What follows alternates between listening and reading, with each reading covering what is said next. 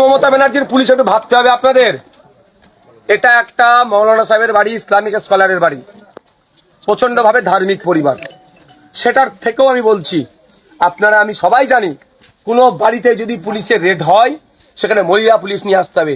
অসভ্য বর্বর মমতা ব্যানার্জির যে বলেছিল না বিজেপি বর্বর, সেই বর্বরকে মমতা ব্যানার্জি পশ্চিমবাংলায় জায়গা দিয়েছে বিজেপিকে। বিজেপির কথা শুনে রাতের অন্ধকারে মৌলানা সাহেবের বাড়িতে ভাঙচুর চালিয়েছে। শুধু নয়, কোনো মহিলা পুলিশ ছাড়াই, যেখানে তাদের বাড়িতে একাধিক মহিলা সদস্য থাকার পরেও সেখানে তুলে নিয়ে গেছে। এক অন্যায়, বাড়ি ভাঙচুর করেছে।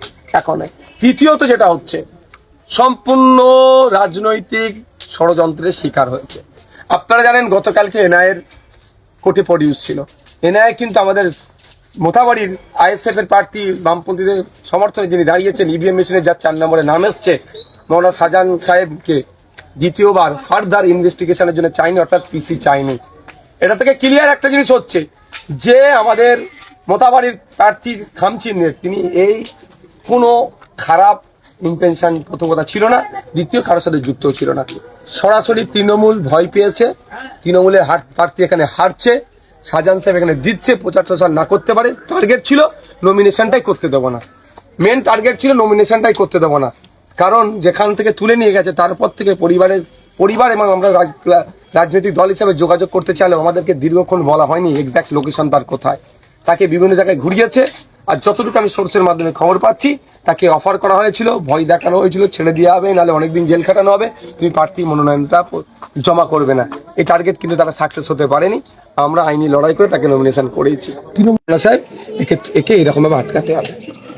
এনআইএ দাবি করেছে যে যাদেরকে গ্রেপ্তার করা হয়েছে তারাই জমায়েত করেছিল। আপনাদের সেখানে গ্রাম পঞ্চায়েতের মেম্বার আছে, আপনাদের প্রার্থীও আছে এবং কংগ্রেসেরও প্রার্থী আছে, তারা জমায়েত করেছিল। আমি একটা জোর গলায় বলছি, ইনভেস্টিগেশন দ্রুততার সাথে হোক, 6 মাসের মধ্যে শেষ হোক।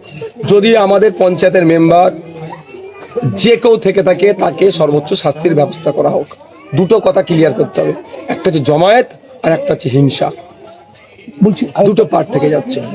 আমার ভোট ডিলিট হয়ে গেছে, আমি বিডিও অফিসে যে বলতেই পারি, আই হ্যাভ টু রাইট। বলছি আরেকটা বিষয়, হয়তো আপনি কিছুক্ষণ আগে বলছিলেন তাকে বীরের সম্মান দিয়ে আনবে। অবশ্যই, সে চোর ডাকাত নয়, সে একজন স্কলার মানুষ।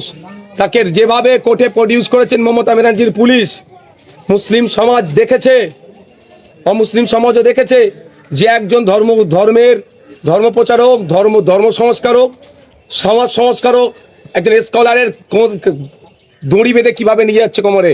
আমরা যতটুকু জানি এই ধরনের কাজ করা সম্পূর্ণ হিউম্যান রাইটসকে ব্রেক করেছে। এই ধরনের করা যায় না। কুখ্যাত ক্রিমিনালদের সাথেও এই আচরণ সেই অর্থে করা যায় না যে একজন স্কলার কিন্তু হ্যাবিচুয়েট একজন ক্রিমিনাল না। একটা অভিযোগ এসেছে ইনি নাকি করেছেন, অভিযোগ থাকতে পারে, তার জন্য নাকি উনি ওনাদের বক্তব্য হচ্ছে গ্রেফতার করেছে। চলে গিয়ে ভদ্রতার সাথে একটা জামা পরার সুযোগ দেবেন না, একটা গেঞ্জি পরে চলে যাচ্ছে। তবে একটা কথা বলি, এই বাপকেও ছাড়বে না। যে পুলিশ অফিসাররা তাদের ওপরদের কথা শোনা হচ্ছে, সেই পুলিশ অফিসারদেরকেও বলে দিচ্ছি, আগামী দিন আসছে, আমি অভিশাপ দেবো না, এতটুকু বলে দেবো যে অন্যায় করেছেন হয় আপনি পস্তাবেন, নাহলে আপনার পরিবার এই অন্যায়ের খেসারত দেবে। আমার থেকে না, সৃষ্টিকর্তার পক্ষ থেকে হবে। বলছি প্রার্থী নেই, প্রচার করবেন কিভাবে? প্রার্থী আমরাই, মোথাবাড়ির মানুষই প্রার্থী, মোথাবাড়ির মানুষই খাম। কতটা আশাবাদী? 100% আশাবাদী।